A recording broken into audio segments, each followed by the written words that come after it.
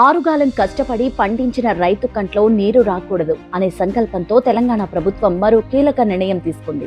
కేంద్రం మొండి చేయి చూపించినా చెవిటి వాని ముందు శంఖం ఊదినట్టు ఎన్నిసార్లు మొరపెట్టుకున్నా స్పందన లేకపోయినా మన ముఖ్యమంత్రి రేవంత్ అన్న వ్యవసాయ శాఖ మంత్రి తుమ్మల నాగేశ్వరరావు రైతులకు పెద్ద ఊరట ఇచ్చే ప్రకటన చేశారు. కేంద్రం నిమ్మకు నీరెత్తినట్లు వ్యవహరిస్తున్న మన రైతుల కష్టం ఊరికే పోనివ్వద్దన్న ఉద్దేశ్యంతో దేశంలో ఎక్కడా లేని విధంగా ఏ రాష్ట్రంలోనూ లేని ధైర్యం మన ప్రభుత్వం చేస్తోంది. బయట రాష్ట్రాల్లో రైతులు దళారుల చేతిలో చిక్కి అమ్ముకోలేక దాచుకోలేక అల్లల్లాడుతుంటే తెలంగాణలో మాత్రం కనీస మద్దతు ధరతో ఎంఎస్పీ ప్రభుత్వమే కొనుగోలు చేస్తోంది. ఇప్పటికే 278 కేంద్రాల ద్వారా 5.50 లక్షల మెట్రిక్ టన్నుల మొక్కజొన్నను సేకరించింది ప్రజా ప్రభుత్వం. రైతుకు ఎంత ఖర్చు చేసినా తక్కువే అని మొదటి నుంచి చెప్తున్న రేవంత్ అన్న సర్కార్ గత ఖరీఫ్ లో 902 కోట్ల రూపాయలు భరించి రైతన్నను ఆదుకుంది. కేంద్రం పట్టించుకోకపోయినా జొన్న రైతు కన్నీళ్లు తొడవాలని మార్కెట్ లో గిట్టుబాటు ధర లేక రైతులు ఇబ్బంది పడుతుంటే మొక్కజొన్న తరహాలోనే జొన్నను కూడా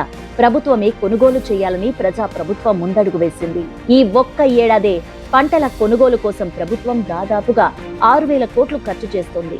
రైతే రాజు అన్న మాటను అక్షరాలా నిజం చేస్తూ గ్రామీణ ఆర్థిక వ్యవస్థను బలోపేతం చేయడమే లక్ష్యంగా అడుగులు వేస్తోంది ప్రజా ప్రభుత్వం. పంట పండించడం ఒక ఎత్తు అయితే దాన్ని గౌరవప్రదమైన ధరకు అమ్ముకోవడం మరో ఎత్తు.